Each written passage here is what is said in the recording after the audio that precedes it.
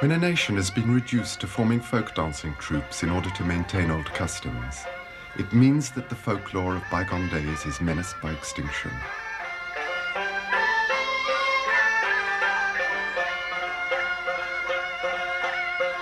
When that nation goes to the extent of opening schools to safeguard traditional dances and timeless music, the source of this art form is running dry.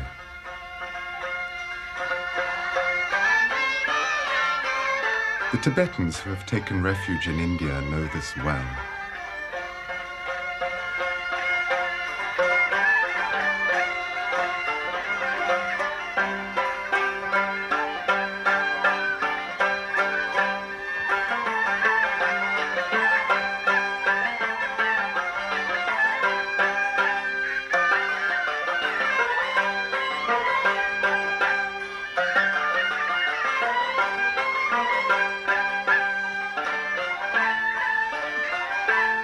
What happened?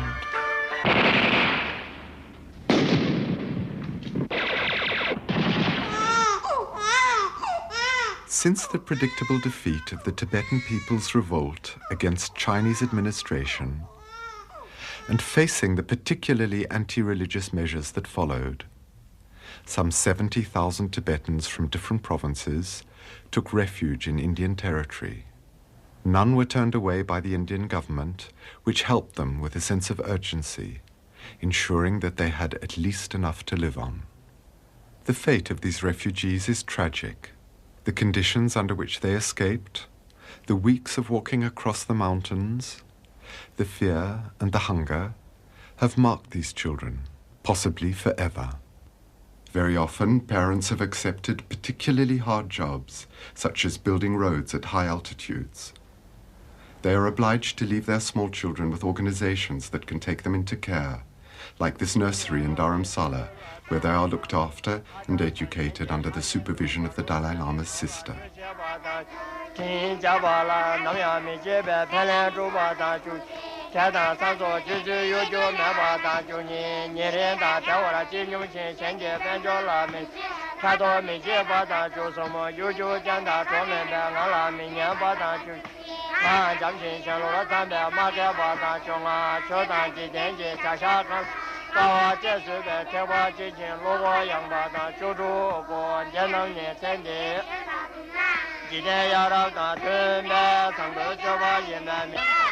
But these children are not just refugees like other involuntary immigrants and people in exile almost anywhere in the world, who try to smile again despite their parents being dead, their village destroyed, and their freedom lost.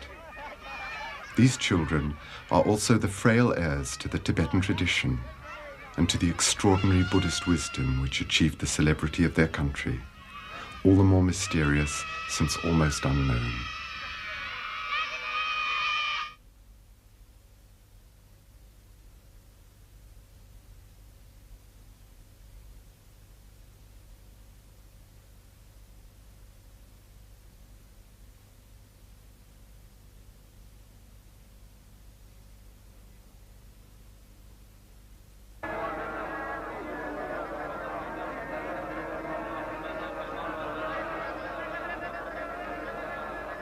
The world is roused when the architectural relics of a civilization that died out thousands of years ago are in danger of becoming lost. And all the newspapers talk about the efforts and the enormous sums of money that have been given to protect the Egyptian temples on the Upper Nile. It seems that we are less concerned by the destruction of a culture before our very eyes. Will something survive of the Tibetan tradition and of this extraordinary tantric Buddhism?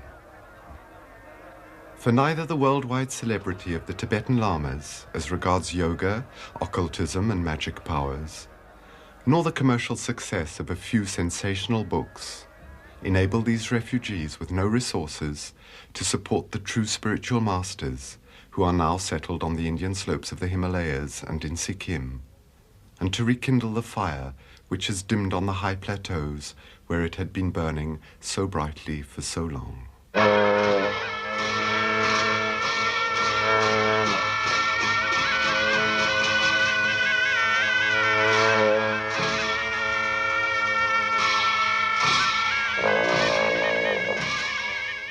until 1959, the few films and photos which were made mostly in Sikkim or in Darjeeling in India revealed an astonishing world to us. Superficial reports gave the feeling that Tibetans were worshipping a pantheon of divinities with grimacing faces, in whose honor macabre rituals were celebrated that were generally considered as the degeneration of Buddhism. It was difficult for Europeans, for Christian missionaries in particular, to discover the wisdom behind the symbols in these apparently grotesque displays. What is this Lamaism then, since such is the name given by Westerners to the Tibetan religion?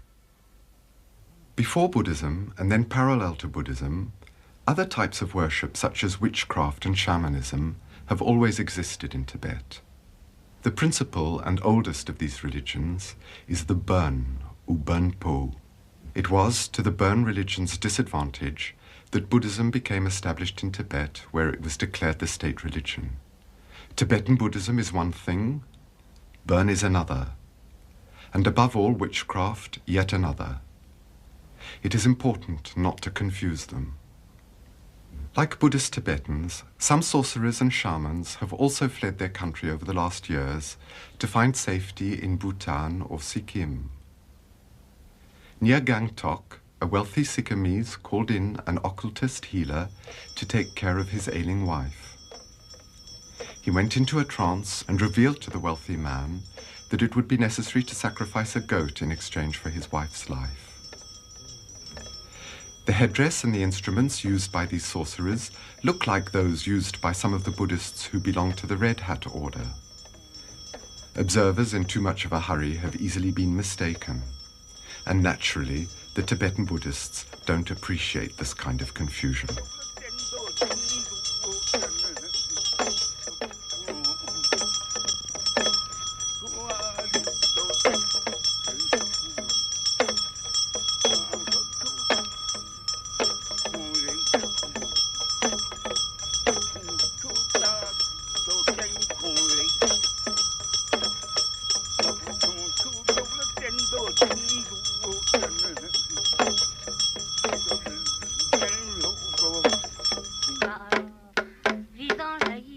In Sikkim also, this elderly Tibetan woman is an oracle.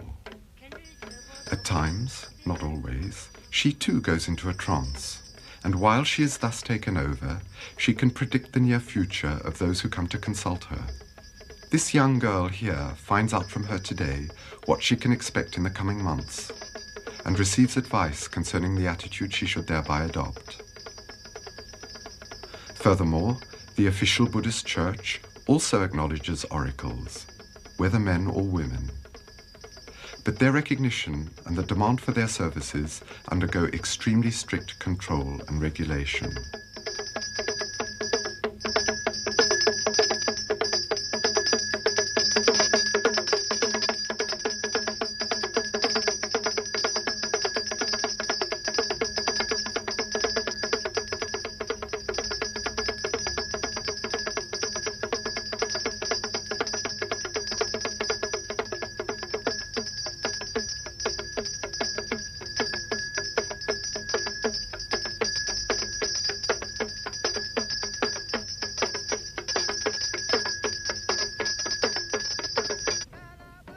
More or less driven out of Tibet itself, witchcraft, and particularly animal sacrifice, have continued to thrive in the border countries, Nepal, Bhutan, and Sikkim. This Nepalese man is called a Jakri. He also lives near Gangtok. I must admit, though, that even some Sikkimese Buddhists do not hesitate before calling him in if a member of their family is ill or endangered. Tibetan Orthodox monks, on the contrary, severely condemn any animal sacrifice. The only sacrifice recognized by the Buddha being the sacrifice of the ego and of the attachment to the world of forms. Personal inner sacrifice, not one of goats or chickens.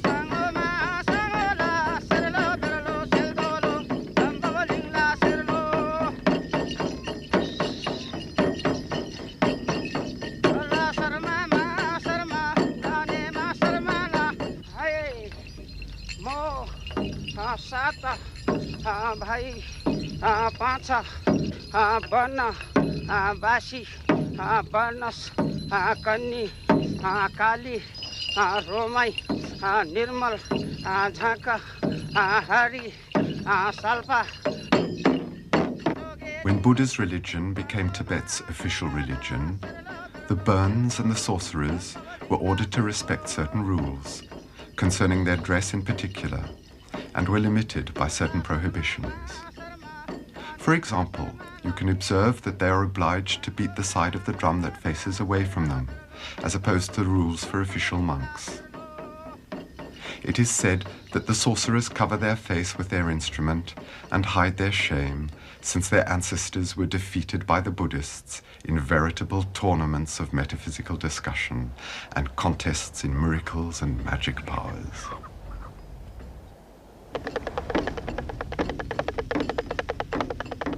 Buddhism was born in India, at the foot of the famous Bodhi tree, where 500 years before the birth of Christ, the Buddha Gautama attained awakening, illumination, perfection. 12 centuries later, Buddhism spread to and eventually took over the vast plateaus of Tibet.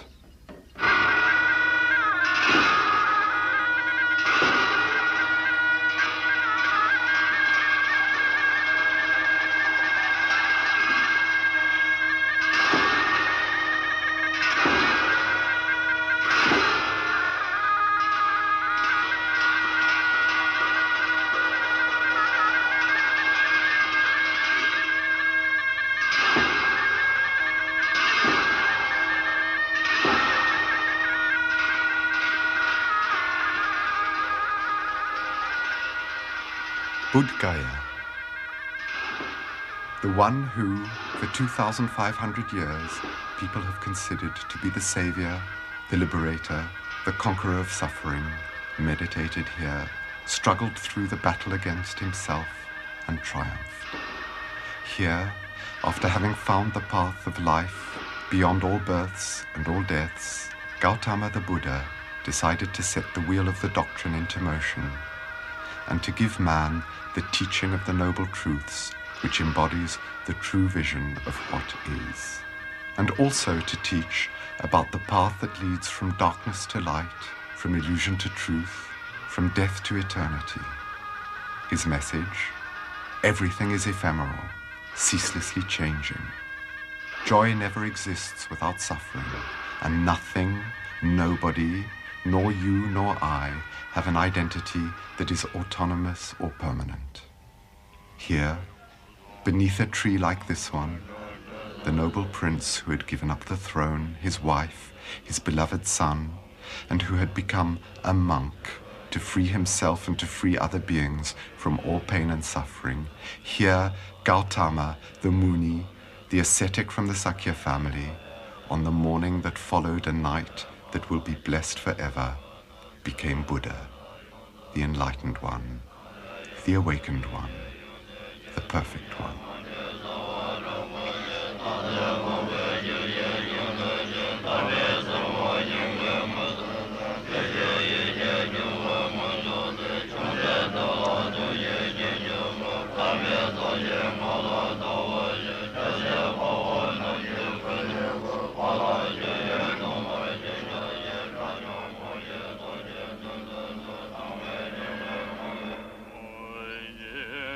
Beyond the Dalai Lama's two masters, beyond these two important dignitaries of the Tibetan Buddhist sect of the Yellow Hats, these prosternations and offerings are addressed to the eternal body of the Buddha.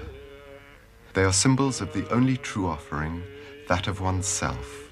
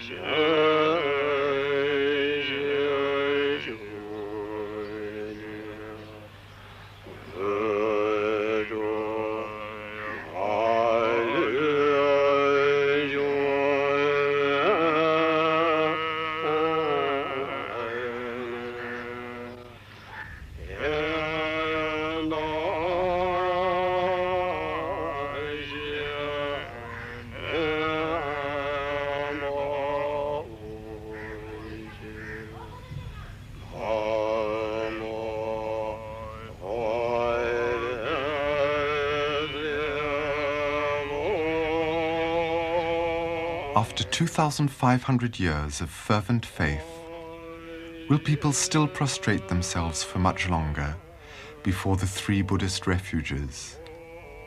The Buddha, the Savior, the teaching, the way of right living, and the Sangha, the communion of sages and the faithful. Not far from Bodh Gaya is Vulture's Peak at Rajgir, the important high place for Mahayana Buddhists.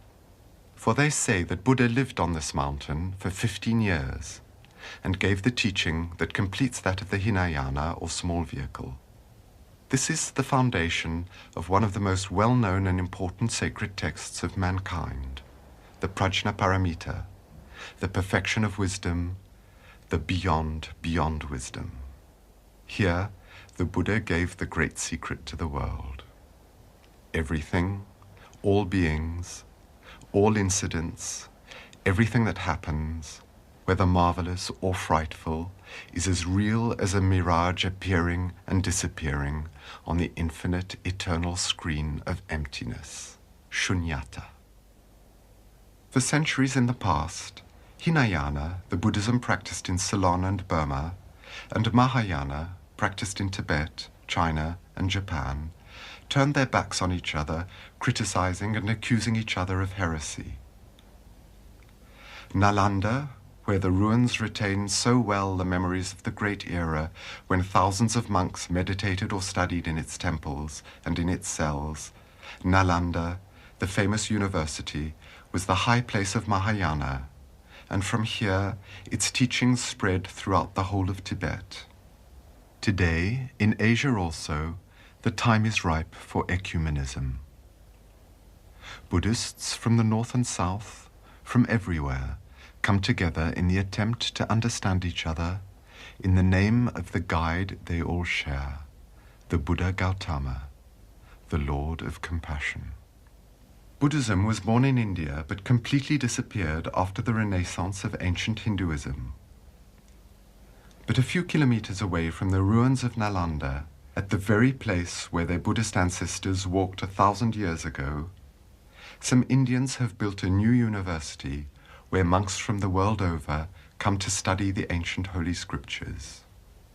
If Pali is the language that was used to write down the Hinayana texts, Sanskrit was used by the Mahayanists, and the works of the Tibetan canon were translated centuries ago from Sanskrit into Tibetan, either by Indians invited to Tibet or by Tibetans who went to India.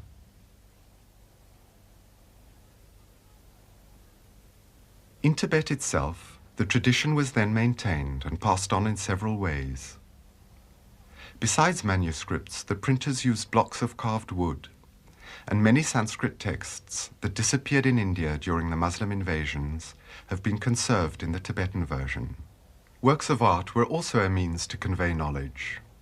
An artist, whether sculptor, engraver, or painter, could never have conceived of expressing his own profane aspirations, his dreams, his desires, his fantasies, or his torments. As in Egypt, at the time of the pharaohs, and in Europe during the Romanesque or Gothic period, anonymous art transmitted laws, truths, a complete teaching, and an extremely strict iconography specifies the attributes and the colors of the tantric deities, these symbols of the great forces that drive the universe and give life to every human being. The Tibetan paintings on fabric, despite or perhaps because of the requirements imposed on their painters, are in most cases of great beauty. However, in Tibet, as in India, or with the Muslim Sufis, the essence of the transmission of spiritual influence is the chain of masters and disciples. Outsiders have the habit of calling all monks and Tibetan ascetics Lama, whereas it should apply only to the true gurus, such as Kangyo Rinpoche, qualified to initiate disciples and then to guide them on the path to liberation. There are many different types of master. Each one has attained complete inner freedom, which gives him perfect liberty to undertake any task, even that of building a small temple or a stupa, as is the case for Chatral Rinpoche.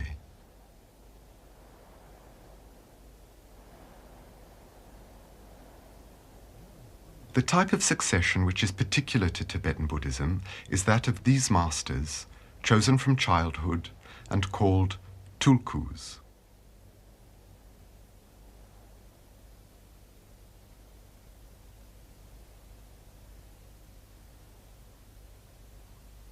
This is why, led by Kalu Rinpoche, these monks are performing before this child, Tai Situ Rinpoche, a ceremony that is common to all forms of Buddhism, the ceremony where they confess to the breach of monastic regulations.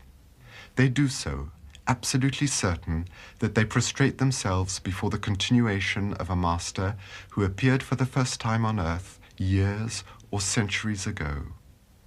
The English word reincarnation is a rather unsuitable translation of the Buddhist notion of a predecessor and a successor. Imagine that at the death of St. Bernard of Clairvaux or St. Francis of Assisi, the Cistercian and Franciscan monks searched for and recognized in another human being the qualities that personified the founders of their orders. Thus, the active wisdom of St. Bernard or the infinite compassion of St. Francis would be perpetuated down to the present day through generations of new incarnations.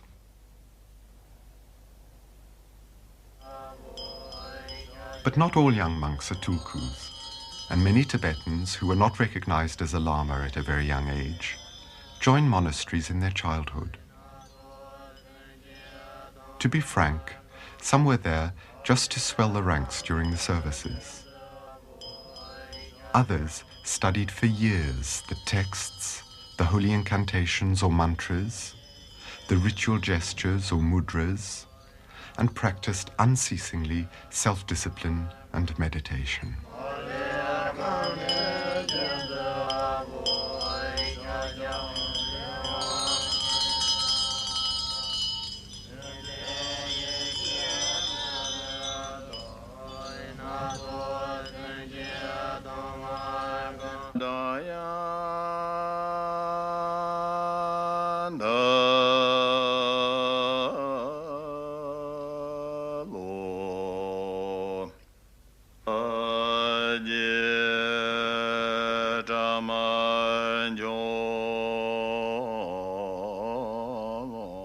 Tibet was not so isolated from the rest of Asia as has often been described, even though it was surrounded by notorious deserts that were hostile to the caravans and by mountains that were hard to cross.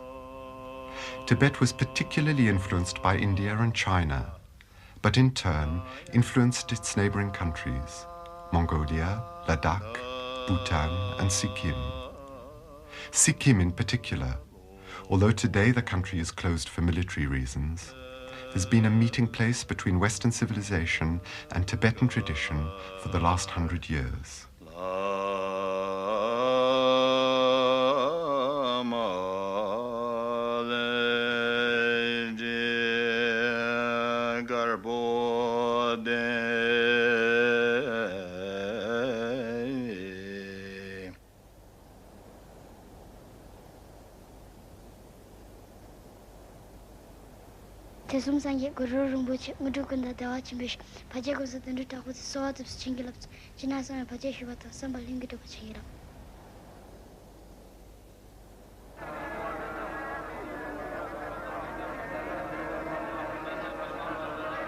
Sikkim, under the direction of its king, welcomed the Tibetan orders called Red Hats, or non-reformed, whether Nyingmapa or Kagyupa.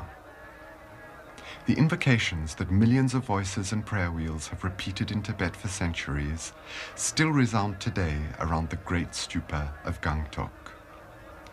Om Mani Padme Hum.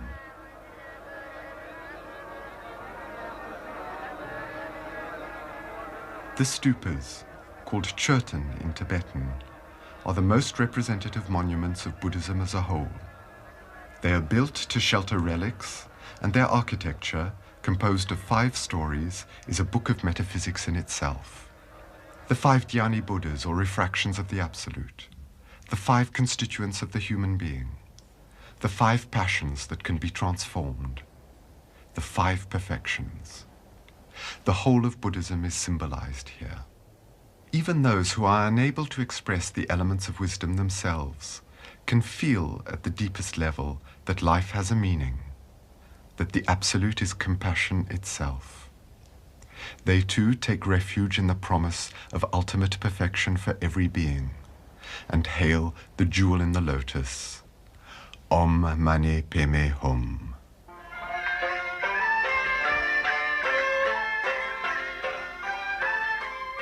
Near the ancient monastery in Rumtek, 15 kilometers from Gangtok, the disciples and followers of the great master Karmapa are constructing a temple on exactly the same lines as the Tibetan temples. I take the opportunity of these images to pay homage to Sonam Topge Kazi, my collaborator and interpreter. It is a work of faith, for hundreds of people have come down from the mountains to work here, voluntarily. Tibetans, Nepalese, Bhutanese, and Sikkimese work fraternally together. In India itself, only one temple has been completed by refugees, the one in Mussoorie, which was decorated by Tibetan artists. But near Kalimpong, the Sherpas and friends of the famous Sherpa Tenzing, the first man to conquer Everest, did not overestimate their strength or their faith, but rather their material resources. Through lack of financial aid, their temple remains unfinished, like the ruins of their shattered expectations and their unshakable hope.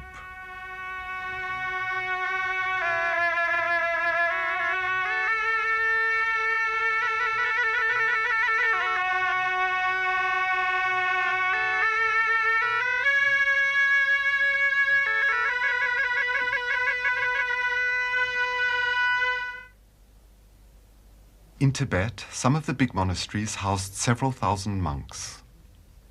They were divided into faculties, and generally, a medical faculty was included.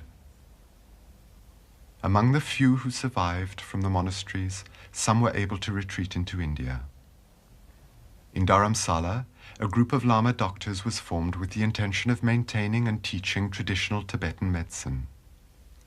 I have been told that it takes 9 years to qualify as a doctor and 12 to become an excellent doctor. Considering that medical studies demand a thorough learning of thousands of pages by heart, it is not too early to start as a child. This medicine is a synthesis of secular Tibetan practice, Chinese acupuncture, and Hindu Ayurvedic medicine. Tibetan chemists say that several hundred types of preparations are made up from 1,000 botanical species, giving treatment based essentially on plants. As all the plants were not found in their own country, the Tibetans organized important expeditions to neighboring countries, particularly on the Indian slopes of the Himalayas. The Tibetans have no trouble recognizing the success of modern medical science. But a Swiss doctor was so convinced by the value of some of the knowledge acquired by the Lamas that he immediately learnt the Tibetan language to be able to study with his colleagues from Lhasa.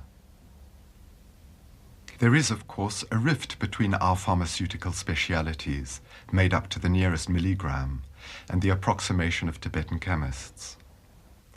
But after a year of observation, this Swiss doctor told me that there is no doubt about the recoveries obtained.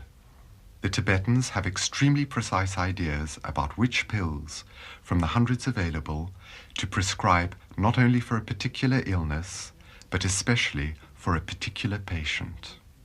For during my conversations with the doctors in Dharamsala, it appeared to me that they concentrated more on treating a human being as a whole than on treating the symptoms of an organic disorder. Apart from a minute examination of the eye, the diagnosis always takes into account the pulse rate, or more precisely 2 pulse rates, and observations of the reactions that occur when a urine sample is whisked, in particular the speed of the appearance and disappearance of the froth that forms upon it.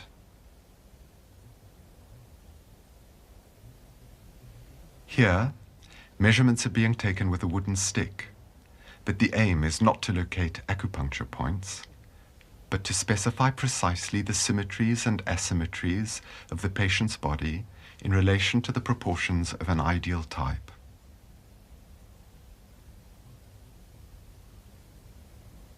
As in European hospitals, the head consultant and his assistant are accompanied by students during consultations.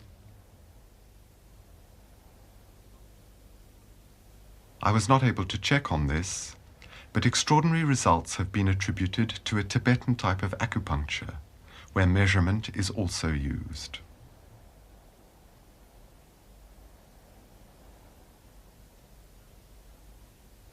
If certain university monasteries were able to accommodate as many as 7,000 monks, one should not forget, since the Buddha himself became convinced that women too could be allowed into the community, they have always found in Buddhism the possibility to enter religious life as nuns, to have their heads shaved, and to wear monastic robes.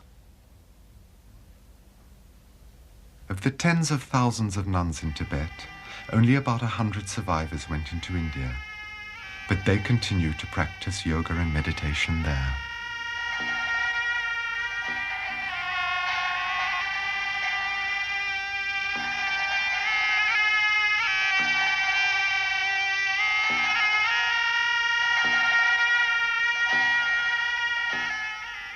The nuns, like the monks, devote their time to the services, rituals, study, reading, prayer, and practice of the mudras.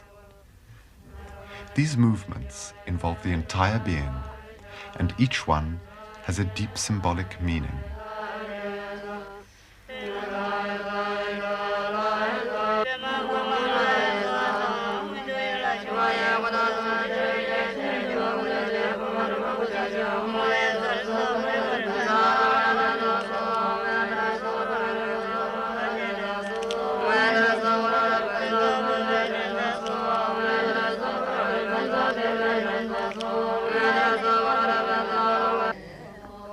The rest of the nuns settled in Dalhousie on the opposite side of the Himalayan chain.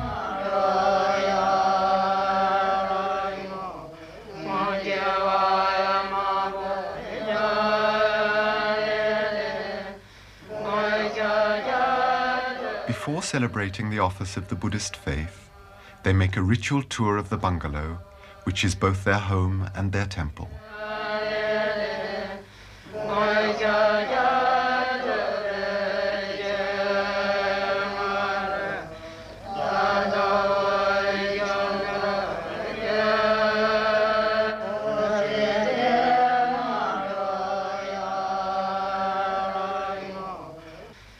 These nuns belong to the Kagyupa order, the order of the yogis. It was founded by the famous ascetic Mapa and, above all, by Milarepa, famous for his works of initiation and sublime poetry. The encounter with the Tibetan world reveals the division of Tantric Buddhism into several orders.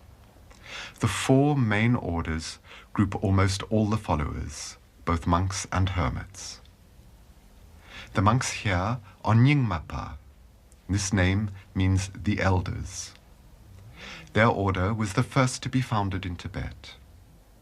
Today, in India, their most venerated guru is this man, who, like many Mongols, is beardless and whose long hair is tied back into a bun, in the fashion for Tibetan men.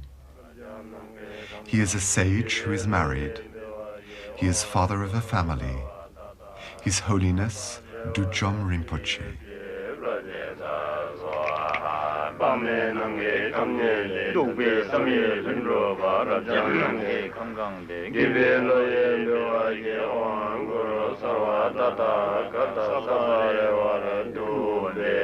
It is mainly against the Nyingmapa lamas that some Westerners have made accusations of immorality, witchcraft, perversion of Buddhism, and other criticisms. They disappear of their own accord when one spends some time with men of the caliber of Khyentse Rinpoche, Kongyo Rinpoche, and Dujom Rinpoche. Here you can see Dujom Rinpoche celebrating a tantric initiation ritual, or abhisheka. The end of this ritual is too sacred too secret to be filmed. But even in the initial part of this ritual, we are taken to the very heart of the authentic Tibetan tradition. I would like to remain silent and spare you the commentaries, so that you may, at least as spectators, have the direct experience of this Tibetan tradition.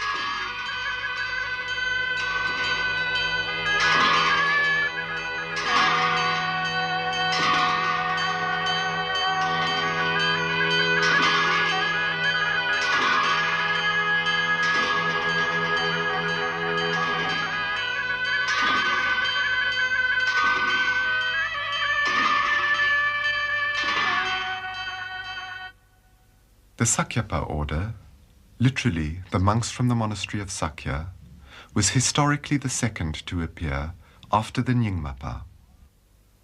Their leader today is the Dakti Sakya Lama Trizin Rinpoche.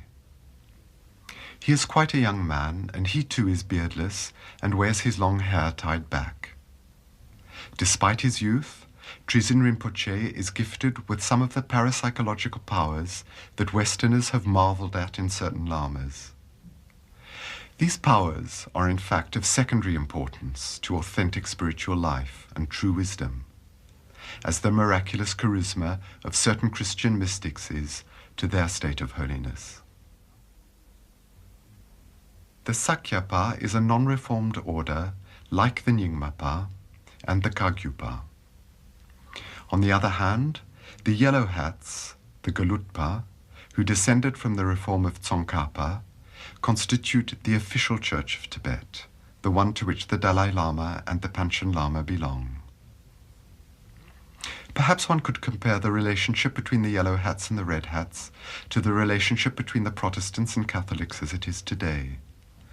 Though a few important differences and memories of past difficulties still prevail, there is great mutual respect and a sincere desire for closer connection.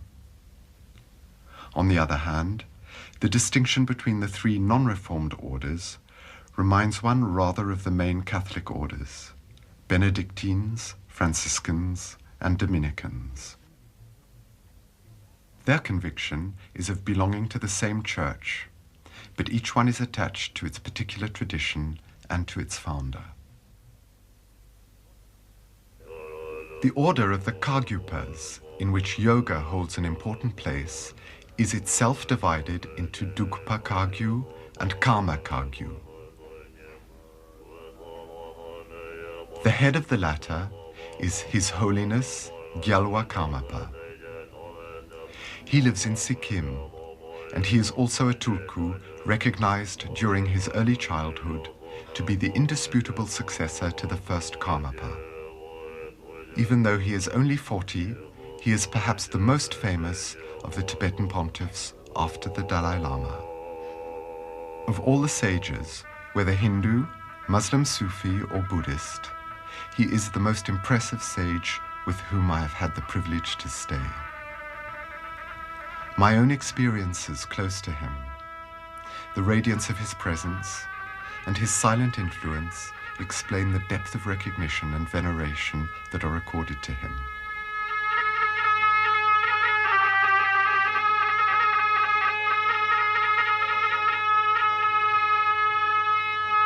Behind the hieratic mask of self-possession and inner strength, all these Tibetan sages overflow with compassion that is characteristic of Mahayana Buddhists.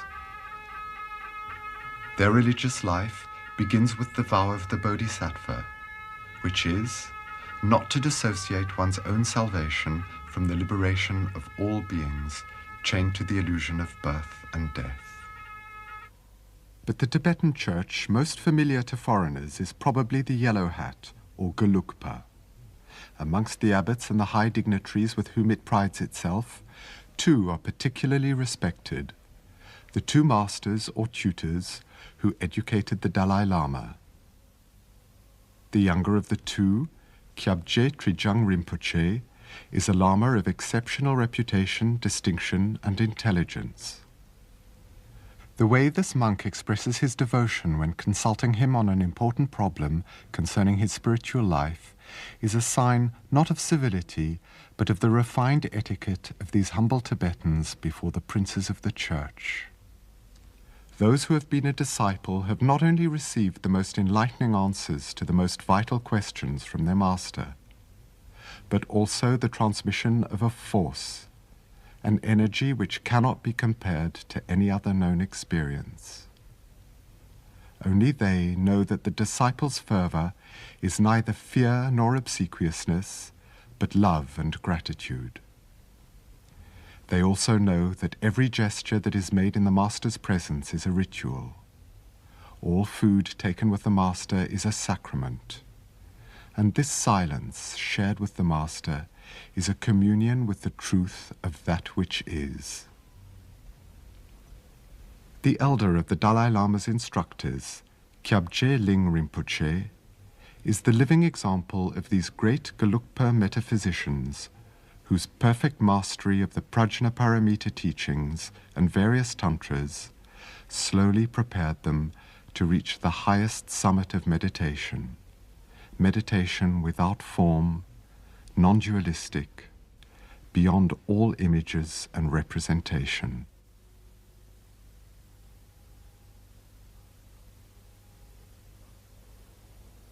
Dharamsala, in the north of the Indian state of Punjab, above the valley of Kangra. This is where the Dalai Lama lives, a monk who is 30 years old. Through his title, the Dalai Lama was already famous a long time before he took refuge in India in 1959. Here he became accessible to admirers, to the curious, to the scholars and the experts. Remote successor of the former Tsongkhapa, recognized as the chief political figure in Tibet by the Mongol emperors, labeled as a living god by journalists the world over, considered to be the reincarnation of the Bodhisattva Avalokiteshvara, the 14th Dalai Lama, for all the Tibetan refugees, is the living symbol of their lost country and their religion which will never be lost. But this sovereign, for whom their devotion extends to collecting the dust upon which his holy feet tread, this head of state in exile, more famous than many of the prime ministers of powerful countries, is not a king, not an emperor, not a dictator, nor the head of a political party, but a Buddhist monk who submits to all the monastic rules of the sutras, including celibacy and chastity, a monk who prostrates himself with his fellow monks from the Patala in Lhasa and confesses the breach of the rules of his order.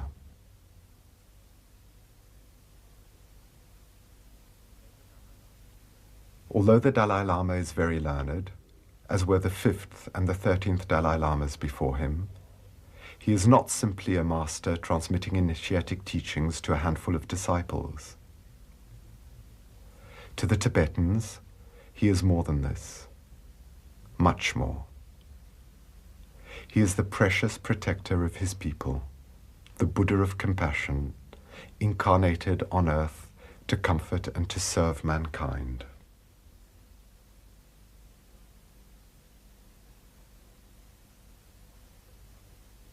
After 7 months living with the yogis, the monks, and the lamas of different Tibetan orders, I am deeply convinced that the Tibetan Tantric Buddhism, as it appears in 1966 in India and in Sikkim, deserves the celebrity it has gained.